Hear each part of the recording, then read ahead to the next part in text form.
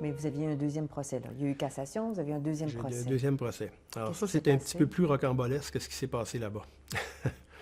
Alors j'arrive à la prison de Constantine et je rencontre le procureur militaire et son adjoint.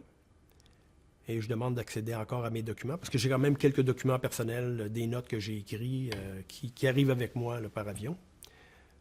Et les deux autres personnes aussi qui sont impliquées dans l'affaire, le colonel Siassan et Bouabdallah, sont aussi sont là comme témoins pour le deuxième procès.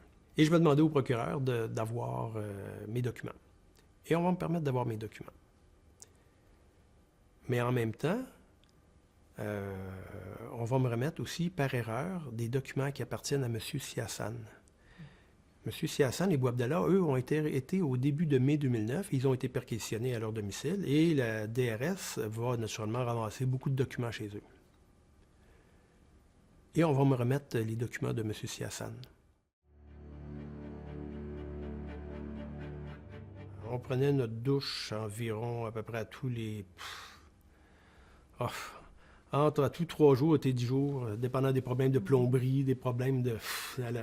un petit peu à la bonne volonté de nos gardiens aussi, probablement. Et c'était très froid, parce qu'il n'y a pas de chauffage. Ma cellule mesurait à peu près 10 pieds par 6 pieds. On nous enfermait dans nos cellules le soir vers 10 heures, puis on ouvrait la cellule le lendemain 7 heures. On avait une espèce de grande salle commune. On était 6 quand même à ce moment-là. J'étais pas isolé. Le colonel Bouabdallah était là, Siassan, puis 2 autres personnes. Et puis, il y avait une vie un peu communautaire qui était quand même un peu plus facile. Mais par contre, au niveau de la nourriture, c'était l'horreur. Très mal mangé. J'avais demandé pour avoir au moins une tomate, pour avoir des légumes par jour. Et puis, on me disait que c'était trop cher. Je dis, il n'y a pas de problème. À ce moment-là, je dis, on va l'acheter, la tomate, et on va s'organiser. Puis non, c'était interdit. Alors, il y a une espèce d'abus de pouvoir continuellement. J'ai demandé à voir les règlements de la prison. On ne me les a jamais montrés. Ben, si Benafri ne m'avait pas donné un peu de nourriture à manger, Bouabdallah et Siassan aussi vont me donner des choses, mais Siassan me donnait toujours ce qu'il ne voulait pas manger, des fruits avariés. Alors, j'aurais été pas mal plus maigre que je l'ai été. Parce que je recevais presque pas de colis à ce moment-là. Et c'est après ça que la famille, les amis vont commencer à s'organiser pour m'envoyer des colis régulièrement. Mais on m'envoie des céréales, on m'envoie des barres de chocolat, des choses comme ça. Mais au niveau des fruits frais, ben, c'était un peu difficile d'envoyer ça par courrier.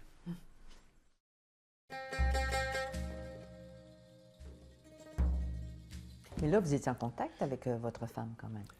Par écrit, pas par téléphone. Et en 2010, mon frère va revenir. Mes 2 filles aussi vont venir me voir. Mais ça va être des visites de 5-10 minutes, pas plus. Et quand Catherine vient, le procureur va lui interdire une visite à un parloir rapproché, ce qu'on appelle.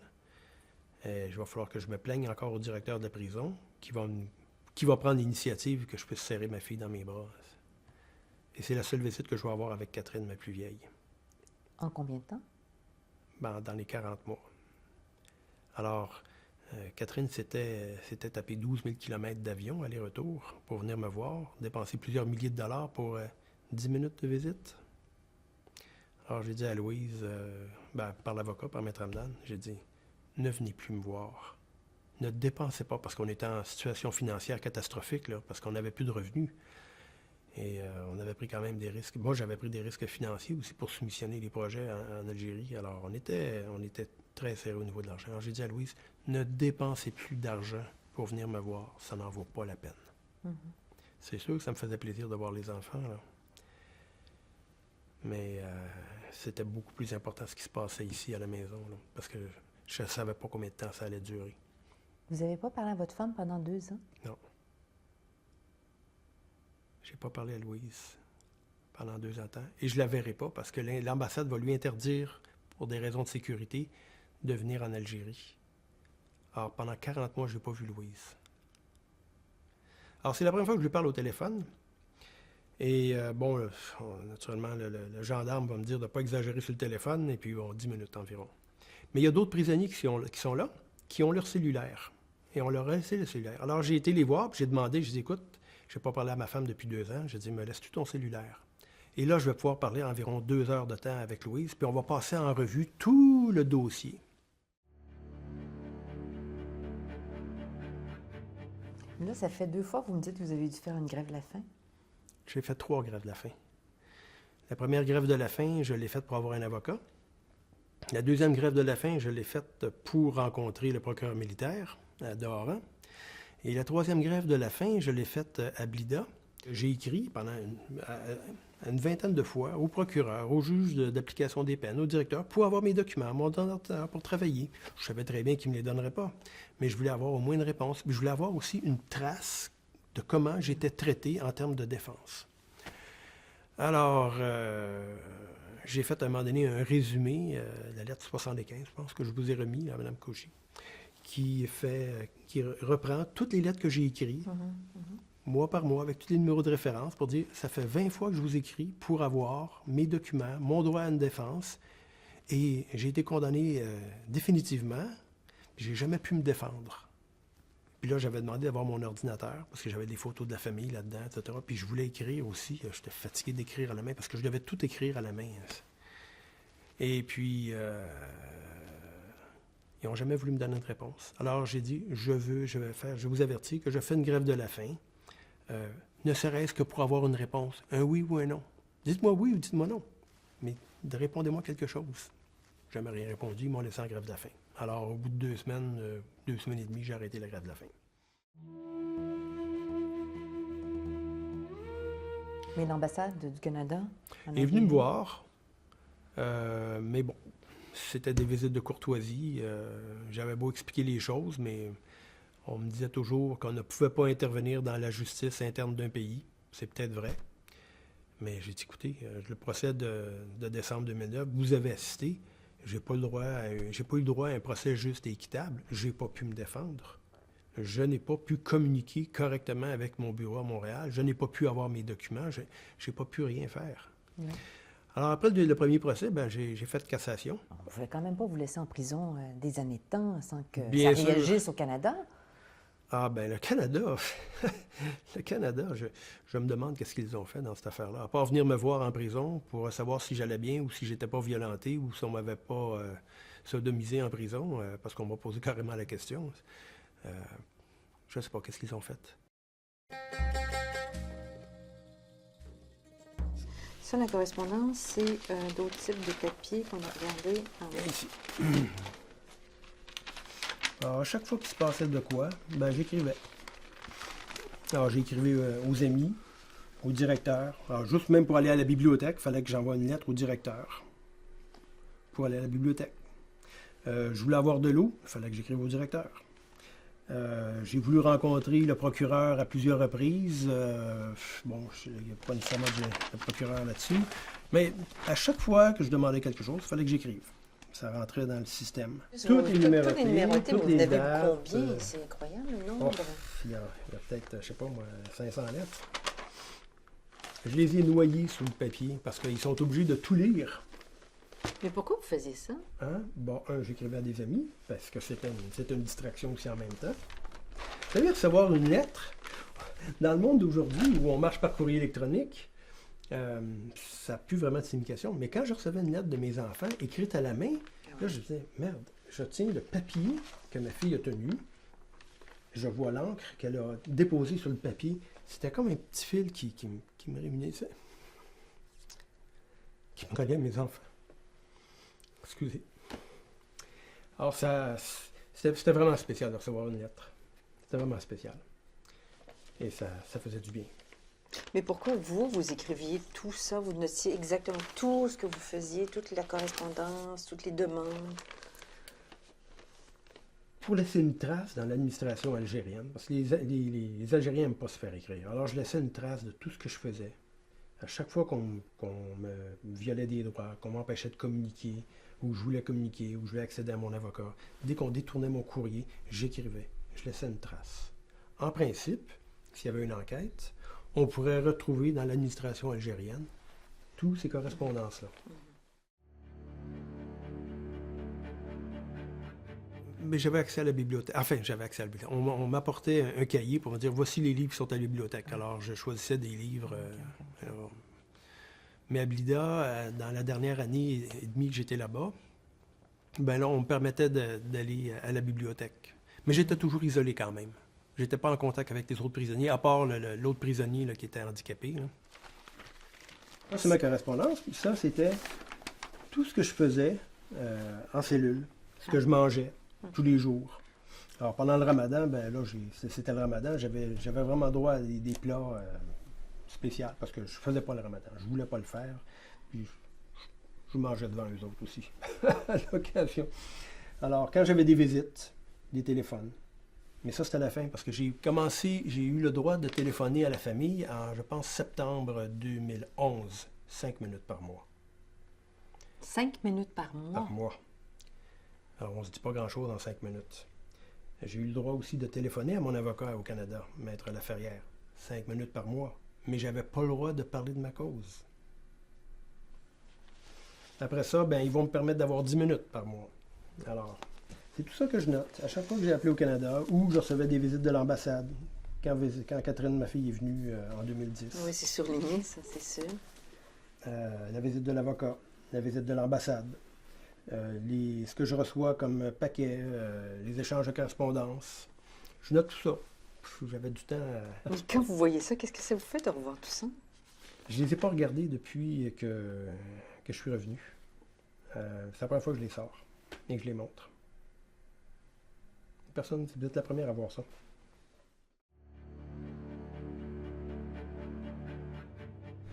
Alors, comme on avait très peu de loisirs en prison, quand on est arrivé à Oran, pour passer les soirées et les journées, ben, je me suis fait un jeu d'échecs. Alors, j'ai récupéré des Q-tips. Ça, c'est un cavalier. Un pion. Alors, pour donner les couleurs, on a trempé ça dans le café. J'ai récupéré des morceaux de serviettes. Je tirais des fils de serviettes éponge pour avoir le fil. Alors, j'ai enroulé ça. Et avec les Q-tips, ben, je me suis fait différents figurines pour jouer aux échecs. Alors, ça a été notre jeu d'échecs pendant quelques mois. Qu'est-ce que c'est? Ça, c'est la tour. Oui. Ça, c'est le roi. Oui, le roi. Pendant ça, c'est la reine ici. Alors, ça, c'est les cavaliers. Alors, on s'était récupéré une feuille de papier, on s'était fait notre quadrillage et puis on joue aux échecs comme ça. Mais le 29 août au matin, le directeur vient me voir et il me dit: ramasse tes affaires, le camion de l'ambassade est là. On te libère. Alors, j'ai ramassé mes choses en catastrophe. Alors, on m'a conduit à l'aéroport d'Alger. L'ambassadeur était là, Madame Desrivières. Ils m'ont fait signer un passeport provisoire pour que je puisse sortir du pays. Ils sont venus me reconduire jusque dans l'avion. Et pour le Canada. La première chose que j'ai faite dans l'avion, c'est j'ai fait la clé hôtesse de l'air. J'ai dit: mademoiselle, s'il vous plaît, dès qu'on a décollé, apportez-moi un verre de vin rouge. J'avais pas pris un verre de vin depuis 40 mois. Et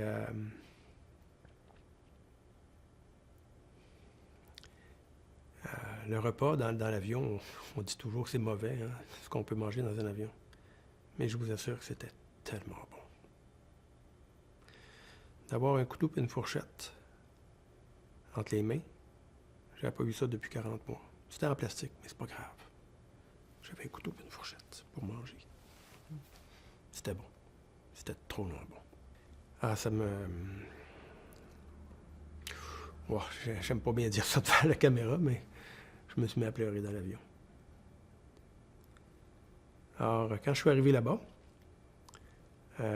ils ont gardé les gens dans l'avion, et puis les portes se sont ouvertes, et puis on est venu me chercher, des gens de sécurité de l'aéroport.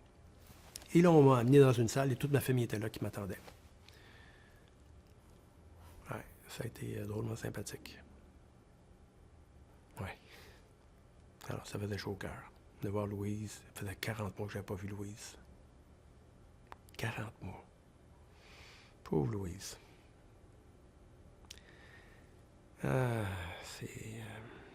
Non, c'est vraiment une saloperie qui nous a été faite. Donne-moi une question, j'imagine que tout le monde va se poser. Qu'est-ce que vous avez fait la première journée où vous étiez à la maison ici? La famille était là. Et puis, ma fille Catherine a fait des œufs bénédictines. Et c'est de redécouvrir la nourriture aussi. J'observe, je regarde toutes les choses qui m'ont manqué finalement. Ben, les enfants ont beaucoup souffert. Ils ont arrêté leurs études.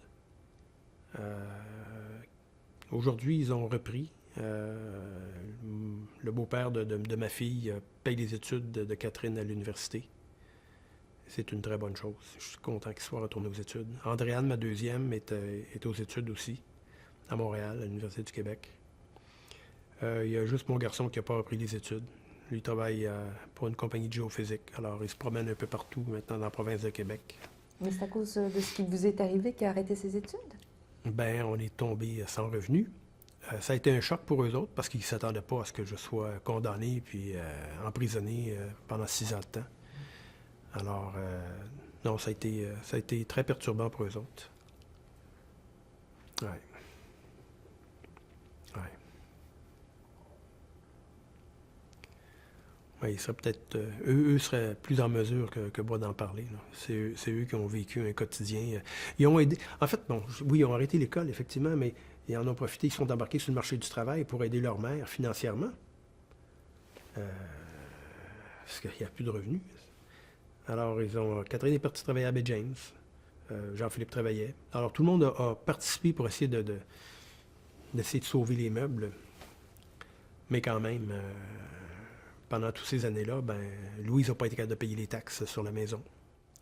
Je peux juste dire que j'ai essayé de remonter les manches puis de me remettre au travail le plus rapidement possible là, pour prendre des arrangements.